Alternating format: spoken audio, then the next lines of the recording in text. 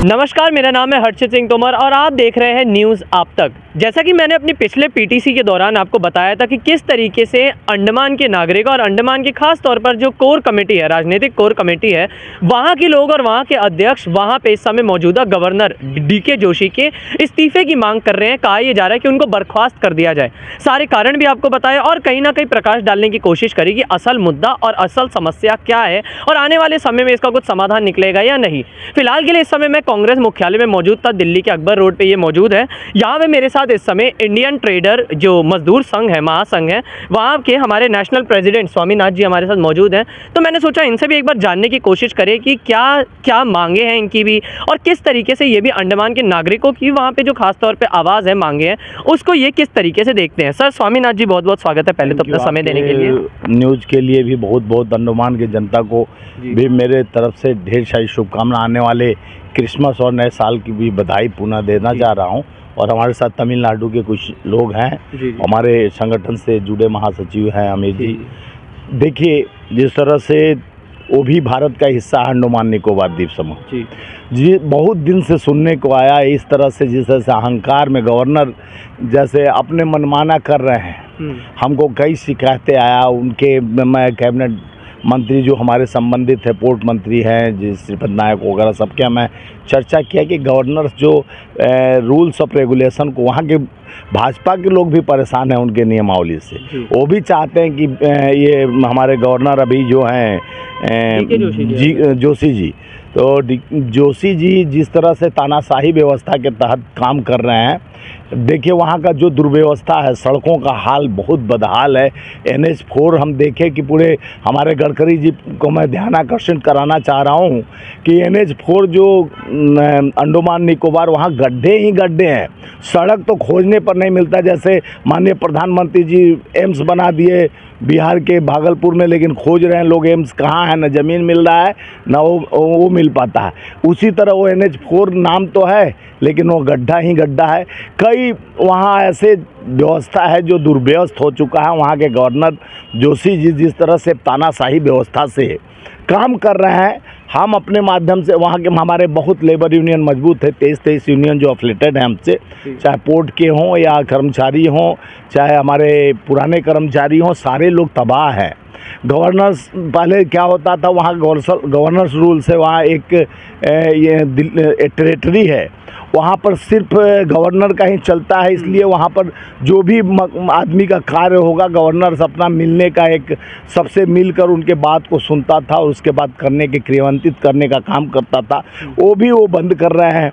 तो अपना आदमी गुहार किससे लगाए? वहाँ तो CM है नहीं, या तो मेंबर ऑफ पार्लियामेंट है या तो गवर्नर है, लेकिन सरकार भारतीय जनता पार्टी का, गवर्नर भारतीय जनता पार्टी का, तो वहाँ काम भी होना चाहिए। विकास के नाम पे शून्य है। वो एक आइलैंड में लोग परेशान हैं, कहीं व्यवस्था, नौकरियां नहीं है, बेरोजगारी है, नौकरियां भी है तो वैकेंट नहीं आता है। तो गवर्नर से कोई बात करना चाहता है, कई युवा NSY के आए, हमसे बताया कि वहाँ पर जो हालात है बहुत ख़राब है और आने वाले समय में और ख़राब होते, ऐसे ये एजेंडा लेके आए हैं माननीय गवर्नर साहब।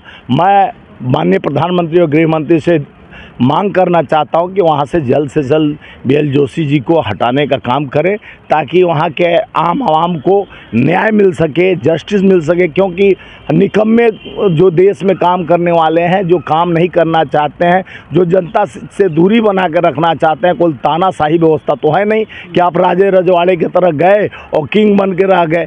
आप जनता के विकास की सोच, जनता के कामों को, युवा क्यों बेरोजगार हैं, कल कारखाने फैक्ट्रियाँ क्यों बंद हो रही हैं, वहाँ पे क्या क्या कारण है, आप सेंट्रल को बताइए और डिमांड करिए कि वहाँ क्या होना चाहिए। तो माध्यम तो गवर्नर हैं, वही बताएंगे तो सेंट्रल मदद करेगा टेरिटरी में और वहाँ पर विकास होगा।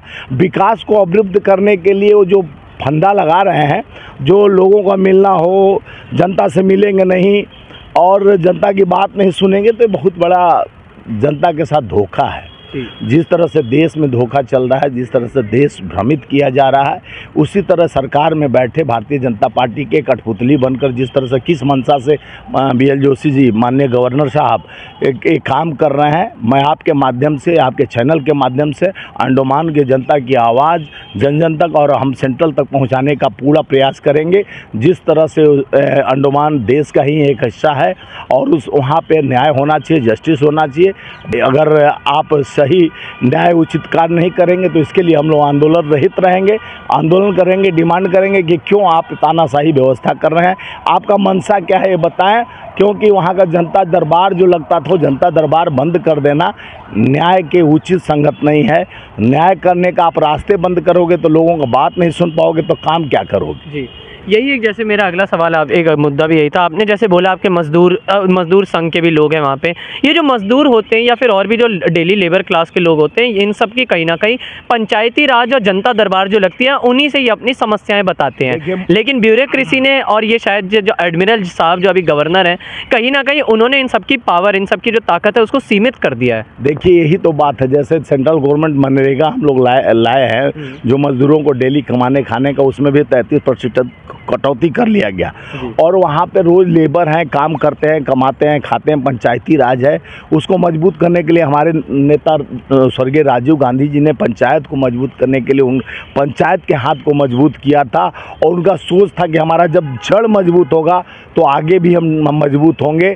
तो जिस तरह से वहाँ पर बहुत लोगों का शिकायत मिला, अंडमान के हमारे सारे पदाधिकारी जितने हैं, हमारे मजदूर जितने हैं, संगठित मजदूर है, डेली कमाने खाने वाले मजदूर हैं, कहते हैं कि गवर्नर साहब अगर पंचायती सिस्टम को हैक कर देंगे, लोगों से मिलना बंद कर देंगे तो हम किसके पास अपना बात रखेंगे, कैसे मजदूरों का हाथ मजबूत होगा, कैसे किसानों का हाथ मजबूत होगा। तो ये कई बातें हैं, कई मुद्दा है जिसको भारतीय जनता पार्टी कठपुतली बनाकर जिस तरह से गवर्नर के माध्यम से देश के आवाज़ को दबाने की कोशिश कर रही है। मैं आपके माध्यम से बताना चाह रहा हूँ माननीय महामहिम गवर्नर साहब, देश के जनता से बढ़ के जनतंत्र में लोकतंत्र मजबूत होता है और लोकतंत्र को आप धोखा देंगे तो जनता रोड पे आ जाएगा। और जिस तरह से वहाँ पे रोडों की हालत है, नालियों सड़क की हालत है, बिजली पानी की हालत है, शिक्षा एजुकेशन जिस तरह से वहाँ पर बर्बाद किया जा रहा है, बेचा जा रहा है, उस पर भी अंकुश लगाना चाहिए। अंडमान का बहुत बड़ा छोटा आइलैंड तो ज़रूर है लेकिन समस्या बड़ी है, इस समस्या का निदान होना चाहिए। मैं आपके माध्यम से मैं बताना चाह रहा हूँ कि मेरे मजदूर यूनियन के लोग वहाँ मजबूत हैं, हमेशा संपर्क में रहते हैं। कई बातें कहें हमको जो हृदय विदारक है और तकलीफ़ हो रहा है कि ऐसे रूल्स लगाकर पंचायती राज को भी दफन करने की कोशिश की जा रही है और जनता दरबार बंद करके जनता की आवाज़ को दबाने की कोशिश की जा रही है। सर एक अंतिम सवाल और रहेगा, लाइन डिवीज़न क्षेत्र को लेकर कहा यह जा रहा है कि अगर ये लाइन डिवीज़न लगता है तो इसकी वजह से वहाँ पे कोई ज़मीन नहीं ले पाएगा, वहाँ पे कोई कमर्शियल काम नहीं हो पाएगा। वही दूसरी तरफ लोगों का ये कहना है कि अगर ये सारा होने लग गया तो वहाँ पे अंडमान की जो सुंदरता है, जो खूबसूरती है, उसको हानि होगी और गवर्नर साहब ने यही लाइन डिवीज़न लगाया है। एक तरफ आप कहते हो 370 धारा हटा दी, अब कोई भी जाके कश्मीर और जम्मू एंड कश्मीर बच सकता है, ज़मीन ले सकते हैं। एक तरफ आप आइलैंड में ऐसा व्यवस्था बना रहे हो कि कोई वहाँ विकास ना हो, विकास अवरुद्ध हो जाए, वहाँ लैंड ना ले पाए। ये बहुत बड़ा घातक व्यवस्था है। ये मैं बताना चाह रहा हूँ किसके इशारे पर माननीय महामहिम या गृह मंत्री या प्रधानमंत्री के इशारे पर ये काम कर रहे हैं। जब आइलैंड में लोगों को खूबसूरती देखने के लिए लोग दूर दूर से जाते हैं कि वहाँ पर जो समुद्र की लहरें हैं, वहाँ पर अच्छा व्यवस्था होना चाहिए, कई गेस्ट हाउस होना चाहिए, होटलें होना चाहिए, वहाँ आम आवाम को काम मिलेगा, लोग जाएंगे। तो हर दृष्टिकोण से उसको सजाने के लिए तो आपको लैंड बेचना खरीदना पड़ेगा ताकि वहाँ पर विकास अवरुद्ध न हो, रुके न। इस पर रोक लगाना कहाँ तक उचित है, ये नहीं रुकना चाहिए। और अगर ऐसा होता है तो हम इसको आंदोलन करके यह डिमांड जो अंडमान निकोबार का है, वहाँ के जनता का निरंतर बातों को उठाते आया हूं और निरंतर उठाते रहूंगा। संसद से सड़क तक भी ज़रूरत पड़ेगा तो हम इसका आंदोलन करेंगे। तो हमारे साथ इस समय बहुत बहुत शुक्रिया सर, धन्यवाद। और हमारे साथ इस समय स्वामीनाथ जायसवाल जी थे जिन्होंने अंडमान के इस मुद्दे को हमारे चैनल के माध्यम से आप तक पहुँचाने के लिए हमें अपना वक्त दिया, हमें अपना इंटरव्यू दिया और सारे जितने भी ये संकट थे, जितनी भी ये सारी की सारी परेशानियाँ हैं, उस पर प्रकाश डालते हुए हमारे साथ बात किया। फिलहाल के लिए बस इतना ही। अंडमान से जुड़ी सभी छोटी बड़ी खबरें देखने के लिए हमारे अपने न्यूज आप तक यूट्यूब चैनल को सब्सक्राइब करें और बेल आइकॉन प्रेस करना ना भूलें। हमारा अपना न्यूज आप तक, अब सच देखेगा अंडमान।